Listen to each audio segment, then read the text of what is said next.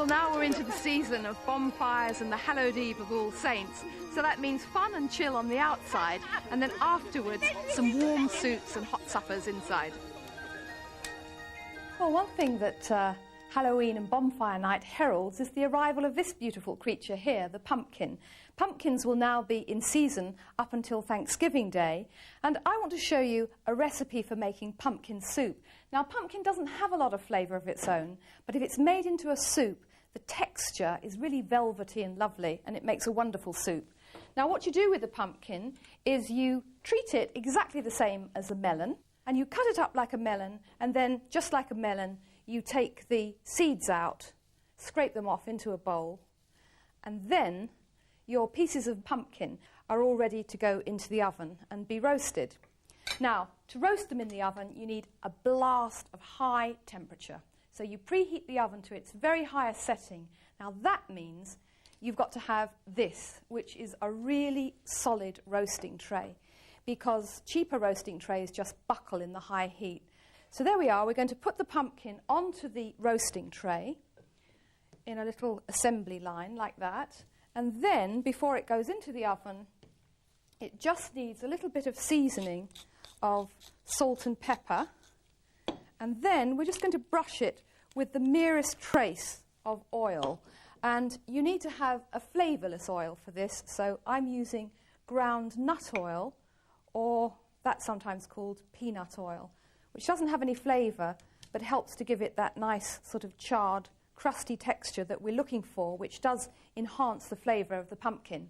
Now that goes into your very high, hot oven, and you leave it there for about 25 minutes to roast until the pumpkin becomes tender.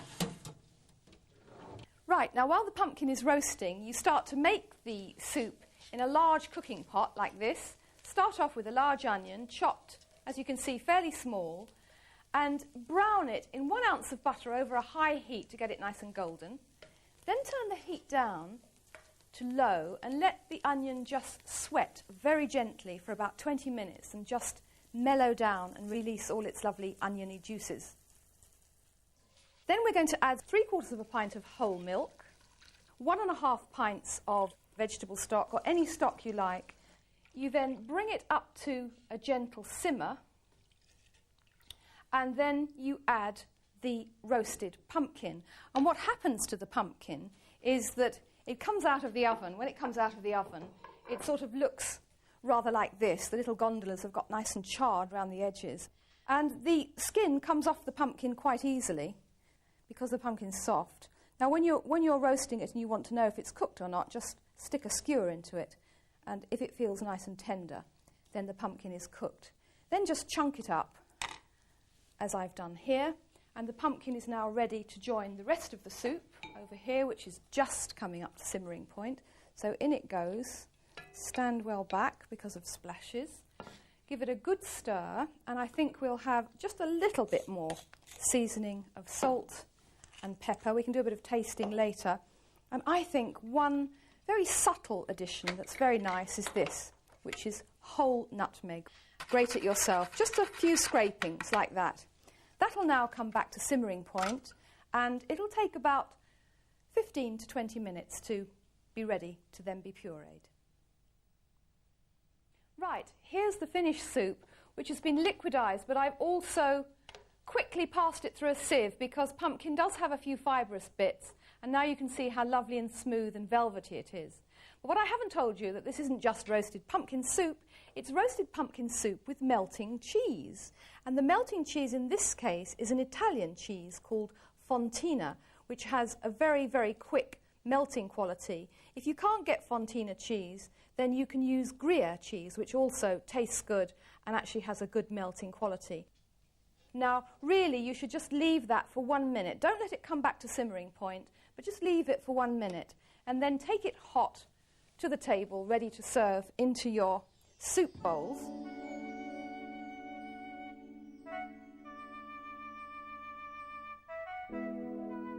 Then, as a finishing touch, add a swirl of creme fraiche, or it could be double cream, and a sprinkling of grated Fontina or Gruyere, and that's it, roasted pumpkin soup with melting cheese.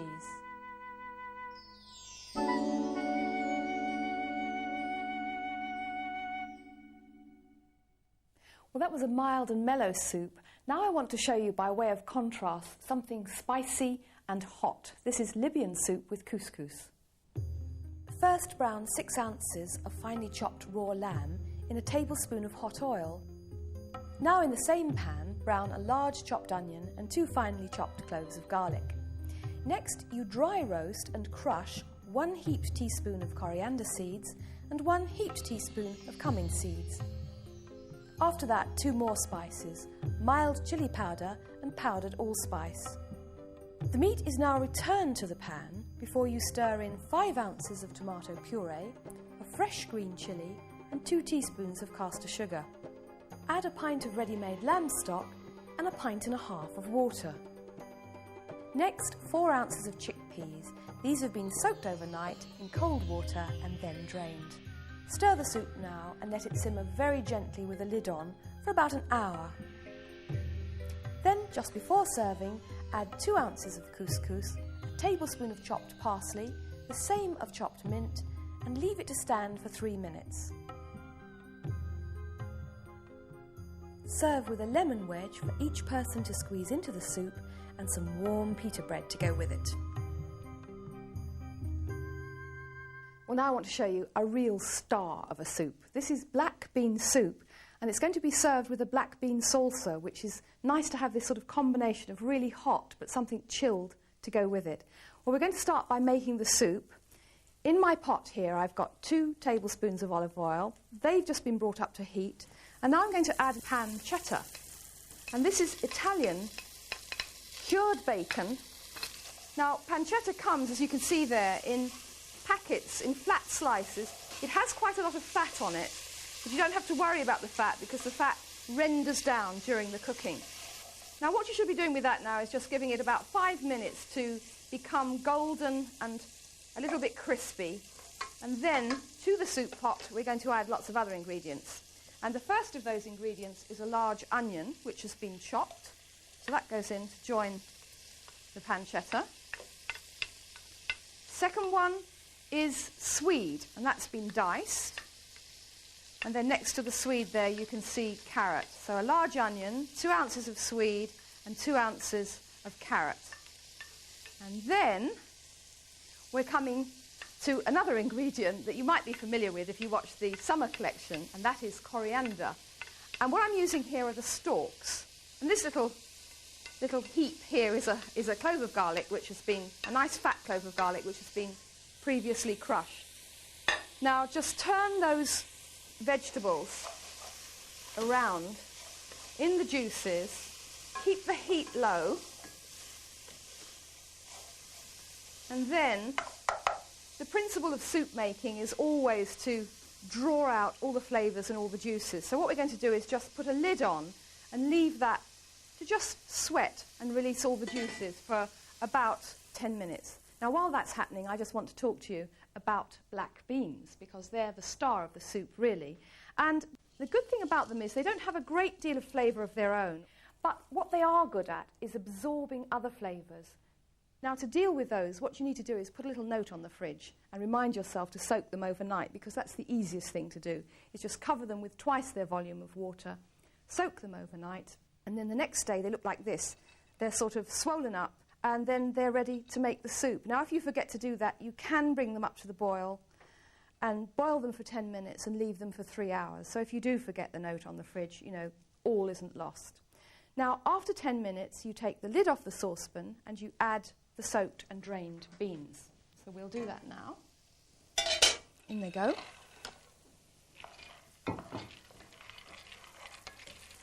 It's very nice looking, this soup. I always enjoy making black bean soup because they're so pretty.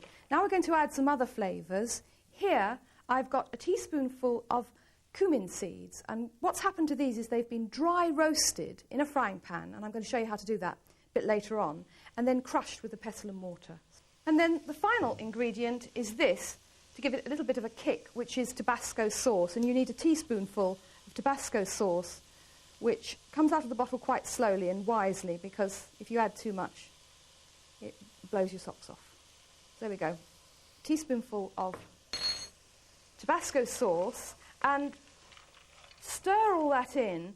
And I have to remind you that when you're using dried pulses that have been soaked, don't put any salt in at this stage. You salt soup made with beans and lentils at the end, because salt tends to draw out moisture, and what we're trying to do is get moisture into them. Final ingredient is stock, and I've got 2 pints here of chicken stock, or it can be vegetable stock, or any stock you like.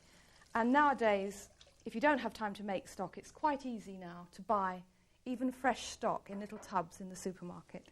Give that a stir, bring it up to a gentle simmer, leave the heat as low as possible, put a lid on, and leave it to cook for 1.5 hours. To make the salsa, first place 3 tablespoons of the cooked beans into a serving bowl. Add a skinned and deseeded finely chopped tomato, a fat green chilli, deseeded and chopped, and a finely chopped red onion. Now some fresh coriander leaves, 1 tablespoon of extra virgin olive oil, and the juice of half a lime. Taste it now, add some seasoning, then mix it well and leave it aside for an hour for the flavours to develop. Then what happens to this soup is it gets whizzed to a puree, and what you end up with is this lovely, soft, smooth, creamy textured soup. And as a contrast with the hot soup, we're just going to put a swirl of creme fraiche in, and then top that with the black bean salsa. Well, all I can say is I just can't wait for you to taste that. You're going to love it. And now I'd like to introduce you to the complete winter soup collection. Beetroot, well, you either love it or hate it, but I bet anyone at all would adore this velvet-textured Polish beetroot soup, served with a garnish of soured cream and grated beetroot. This is chickpea and chilli soup, and this one's served with a garnish of finely shredded red and green chilli and some coriander leaves. These are fried, crisp shavings of parsnip, and they're served as a garnish to this slightly sweet curried parsnip and apple soup. Now you're about to see black bean soup again, but here it is, this time served in the same bowl as another soup, white Tuscan bean soup with a garnish of frizzled shallots and pancetta. This one's a real winter warmer, French onion soup, topped with croutons and melted cheese, and underneath a wonderful mass of slowly cooked caramelised onions. And to finish, a soup with a Scottish influence. This is smoked haddock chowder, and it's served with little poached quail's eggs. Autumn and winter do have a lot of pluses, you know. What you can do is lock yourself into the kitchen and get to work making a preserve, something that will take you all through the winter. So find yourself a little spare time and make a fresh and sun-dried tomato chutney. And we're going to start off here with sun-dried tomatoes. I just want to explain these to you because although they've taken the nation by storm a bit, get a bit boring sometimes on menus, these you're probably not used to seeing because these are not preserved in oil. They're just dried and left as they are. And what you do with these is you put them into some warm water and then just let them soak for about 20 minutes to be reconstituted. And then they're going to be combined with fresh tomatoes, 4 pounds of fresh tomatoes, and the combination of the dried and the fresh tomatoes together really gives the most wonderful concentrated flavour to the chutney. Now I'm going to take you through the method, but first of all we're going to deal with the spices. And the spices I'm using are whole coriander seeds and whole mustard seeds. But the first thing I want to do is dry roast them to just draw out the flavour.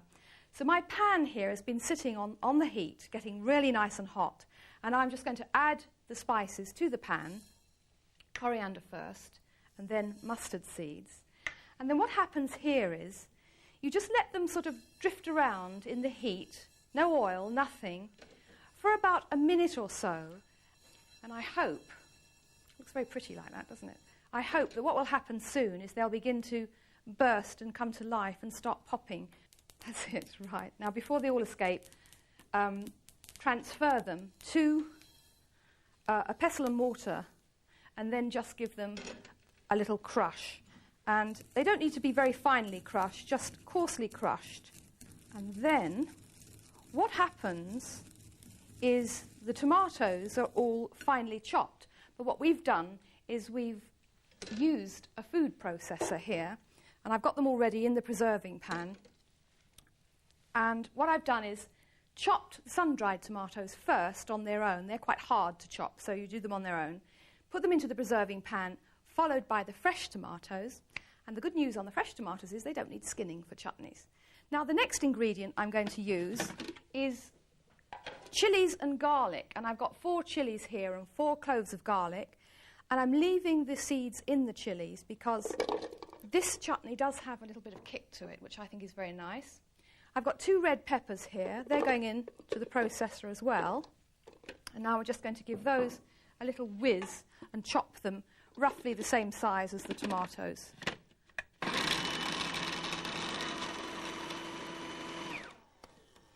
So it doesn't matter if it's grey and dull outside because you can get all the dazzling colour you want inside if you make some chutney.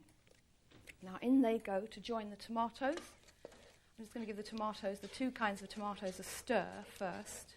And then they'll go in.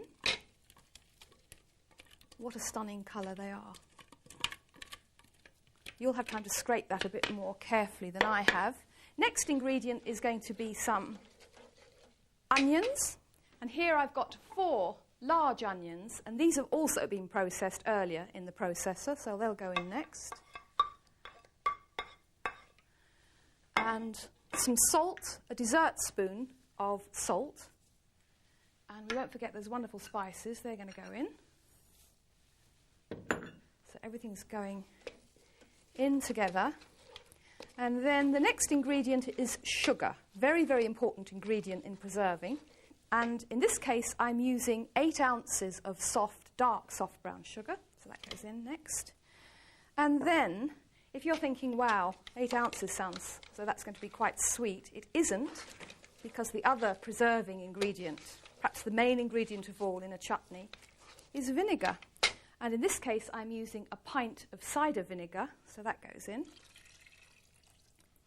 And then you just leave it to simmer very, very gently, just slightly bubbling, and you leave it for 3 hours, and then you give it a test to see how it's doing. Right, now the chutney's had almost all its cooking time, and you can see here where we started, there's a sort of a like tide mark there, and it's gone down to nearly half its original volume. And the way you tell if it's cooked is you take a wooden spoon and you just draw it across the centre like this, making a trail through the chutney. Now, if that channel fills up with vinegar, as you can see that's doing now, then it does need about another 10 to 15 minutes. So you just leave it, give it another 10 to 15 minutes, and then give it another test. Well, now the chutney really is ready. If you stir it round now and you just make a trail with your spoon, you see it doesn't fill up with vinegar. It's absolutely perfect. The chutney is potted into warm, sterilised jars and then kept for 8 weeks before serving it, for instance, with a homemade hamburger. Or a good old British banger. Or a sandwich made with ciabatta bread and Italian cheese. What you're seeing before you now is a work of art, but it's also an edible work of art because these are dried porcini mushrooms. And what I want to show you today is how to make a wild mushroom risotto, a classic Italian risotto. But besides porcini mushrooms, we also have rice. And this has to be proper risotto rice. Now, the one I've got here is called carnarole. You can use another one called arborio or another one called nano, but you must make sure it's called risotto rice because it's very important to this. And let me just show you the difference. If you look at long grain rice now, when you see the long grains, you can see how tiny they are and thin. And then you see these lovely sort of robust, fat grains of rice. And that's what you need for risotto because they stay sort of al dente in the middle, which gives you texture, and then you get the lovely sort of creaminess around the edge. Now, you start your risotto in a medium-sized saucepan, and you need to have 2.5 ounces of butter, and you melt the butter, and then as soon as it comes up to heat and just begins to sizzle like that, you add a medium onion, and the medium onion has been fairly finely chopped. Turn the heat down at that stage, then just give it a little stir and let the onion begin to cook gently while you deal with the mushrooms. Now, first of all, the porcini mushrooms, you actually only need ½ an ounce. And what you do is you put them in a jug, pour a pint of boiling water over them, and leave them to soak for about ½ an hour. And then take a sieve, line it with a double sheet of kitchen paper, and strain the mushroom soaking liquor through it, because you want to use this in the risotto. Now, the reason you do this is because they are wild mushrooms, and they sometimes have a little bit of grit and dust in them, so this is just to take the precaution to get that out. So just let that drip through, and we're also going to use in the risotto some fresh mushrooms, because the combination of the dried and the fresh gives the most wonderful mushroom flavour. And these mushrooms, this is 8 ounces here, of nice open dark gilled mushrooms, because they have the best flavour. And what I'm going to do is cut them into roughly ½ inch size pieces. This might look a bit big, but actually as they cook, the mushrooms, as you know, reduce down in size, and so you need them quite chunky to begin with. Now, originally, making a classic Italian risotto involved quite a bit of hard work, really. Well, not hard work, but what you had to do was you had to stand by the saucepan and stir, then add a little bit more liquid and stir, then add another little bit more liquid. And really, it meant that the person making the risotto couldn't sort of enjoy a pre-supper drink because you had to be standing over the stove, literally. So I've devised a method whereby we're going to make this risotto in the oven. It has all the same taste and flavour, but it's actually made in the oven. And the fresh mushrooms are going to go in to join the butter and onion. It happened one day while I was making a rice pudding, and I thought, wow, why should you stand for hours when you can just put a rice pudding in the oven? And so we tried it, and it worked, and here it is. Now, you just stir the mushrooms into the buttery juices, and then add the porcini. And what you do with the porcini is you just squeeze them really hard to get all the juice out, and then just chop them finely. Now, when you go to buy porcini, you'll think they're very, very expensive, but in fact, as I've already said, you're only using a small amount, so if you actually work out the cost, it isn't expensive. And make up your mind whether it's expensive after you've tasted, because the flavour, for anyone who loves mushrooms, I promise you, the flavour is out of this world. I mean that literally. So there they go, in to join the fresh mushrooms. And now, keeping the heat low, you just need to let the mushrooms and onions just gently sweat and release their juices, and that'll take about 20 minutes. Then after about 20 minutes, you'll see everything sort of shrunk down to much smaller size now. The next thing you do is you add the rice, and the rice is actually 6 ounces, and you just add the rice. This is weighed on the scales, not as with the other rice.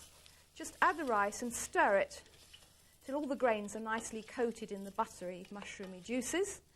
And next we're going to add the liquid. First the straining liquor, which is here. That goes in next. And then lastly the Madeira, and I'm using actually 1/4 pint of this lovely, nutty, dry Madeira. Now we're going to let that come up to simmering point. I'll turn the heat up there. Up to a gentle simmer, add a good seasoning of salt and freshly milled pepper, and then what I'm going to do is transfer it to the oven.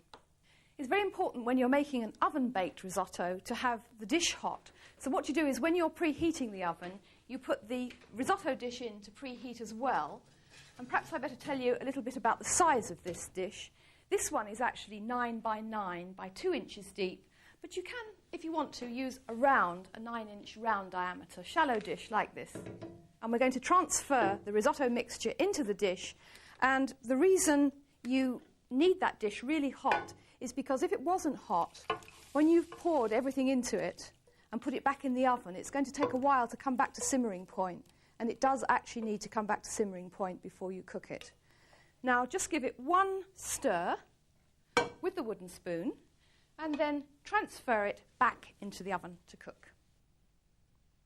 After 20 minutes in the oven, the risotto has another star ingredient added to it, and this is Parmesan cheese, but not any Parmesan cheese, 2 tablespoons of grated Parmigiano Reggiano, which is the best Parmesan cheese in the world. We've got the best mushrooms and the best Parmesan cheese.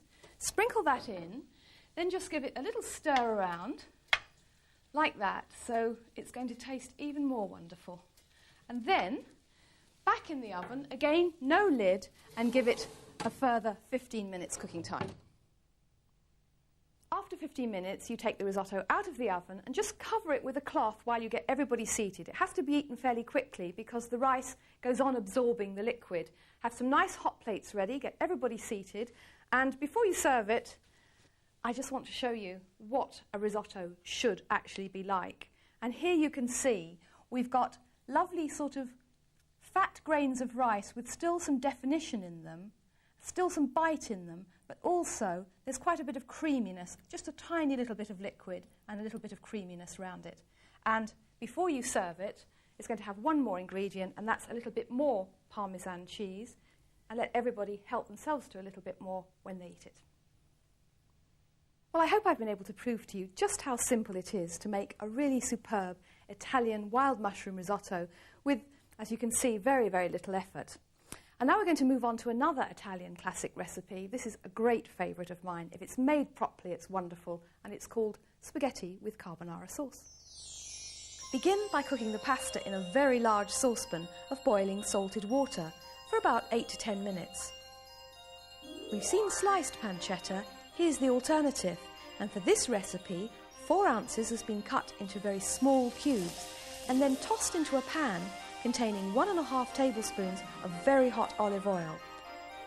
While that's happening, take 2 large eggs and 2 extra egg yolks, 4 tablespoons of creme fraiche and 4 tablespoons of pecorino romano cheese, which is sharper in flavour than Parmesan. Then give everything a really good mix. Drain the pasta now and return it to the saucepan, then quickly stir in the carbonara sauce and the pancetta, coating the pasta in the sauce, which is now cooking in the heat of the pasta. Well, that's a nice, easy way to cook and serve spaghetti, but is there an easy way to eat it? Well, I think there is, and I actually think trying to wind it round a spoon is quite difficult, so I want to show you my method of eating spaghetti, which is to push it all to the side of the plate and leave a little gap like that, which gives you room to play.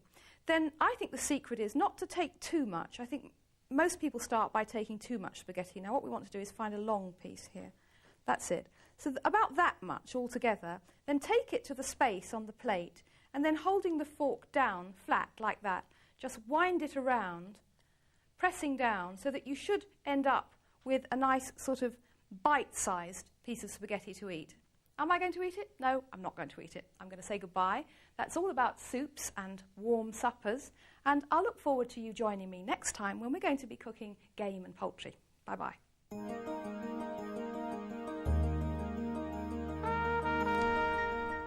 Next on BBC Two, comedy adventure into night's film premiere, Jailbirds.